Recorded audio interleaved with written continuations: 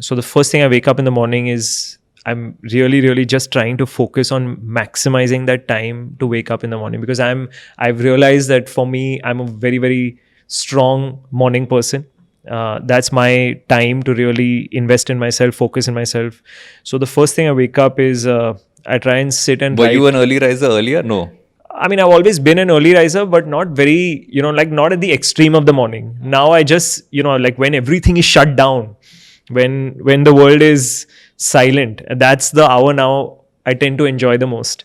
And I've always been an early riser, but I mean, I wasn't really looking at again with intention. So So again, for me, it was a intention is. flip. I was like late night, wake up, just either rush to class in college or like run to the office at like whatever. And I've had to switch. And I think my switch happened more because of becoming a father. So that was an automatic switch. But sorry, I wanted to go on about your morning. Yeah, no, I was saying that one is to, coming back to what you're saying, which is the horizontal and the vertical, kind of programming it into creating more opportunities for that. So, programming is basically being able to create more opportunities for that. So, in that morning, the first thing I would sit and do is that sit and write down what was awesome about yesterday. So, tomorrow morning, I will write about how this conversation about the horizontal and the vertical specifically was very awesome about this day. So what you're doing is you're actually looking, you're training your mind to look for those moments of what was awesome, what most people call gratitude. But I just like to write it about what was awesome about yesterday. So I'm looking for those moments of awesomeness, and then I'm getting my mind to find that. Then I'm just trying to do saying that, then within those moments of awesomeness, you will again find strands of those horizontal and vertical. Then I'm trying to do a bit of prioritization. So I will try to prioritize what I need to do at Shebang. I will try to prioritize what I need to do at Level Supermind. So sit down and then be really clear so that I know again with both these companies, this is what I need to do here, this is what I need to do here. Because otherwise, between the urgent, important, and all of that, you'll get caught. So in the morning, if you've done that, then that's good. And I think what works for me is also if I write it down, to permeate it into the subconscious, I then immediately follow that with a meditation practice. So effectively what you've tried to program into your mind is then going into your meditation practice. And then often what happens in the meditation practice is that you will again find spaces linked to the priority and linked to the gratitude, which will open up the horizontal and the vertical, which then when you have time to yourself, you will then reflect back on. So yeah, I think that's really the parts for me, trying to ritualize that. And then when you have your moments where you're sitting, you will be able to regurgitate all of that together. So that's how I try to do this this horizontal vertical. What is it with you? It started off as routine, but I've realized that ritual is a far more powerful thing to do, right? So my mornings are pretty like set because it's a school wake up. So I try to get up about half an hour, 45 minutes before my daughter has to be woken up. Which is at what time? So she has to be in the bus at 7 a.m., which means I'm up at about 5:30, 5:15-ish every day. But I only wake her up by about 6-ish. So I get a good like half an hour, 45 minutes in before that.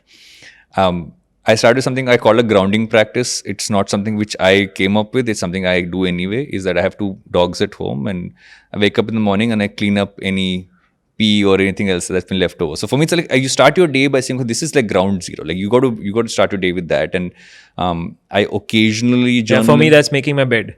Yeah, because you got to do something which is a grounding activity. And for me, this naturally became my thing. I wake up to that. As weird as that might sound. But and then I journal occasionally. I don't force myself to journal every day. I realize that whenever I force myself to say this is what you do every day, I don't do it. So for me, it's a few times a week, but whenever I do it, it's with intention. I woke up with a thought, I want to put it down on paper. And sometimes I'll do that at night, but I realize that giving myself that flexibility of journaling helps me like do that far better. And it's just literally, for me, it's more a thought experiment. Like whatever's in my head, put it down there, something comes to my mind. And then I would say post sending her off to school, I try to do some days a shorter meditation, but I don't end up doing more than 5-7 minutes. I still haven't crossed that 7-10 minute boundary. 10 minutes actually is where I've reached so far, but I'm hoping over time I get to a longer period.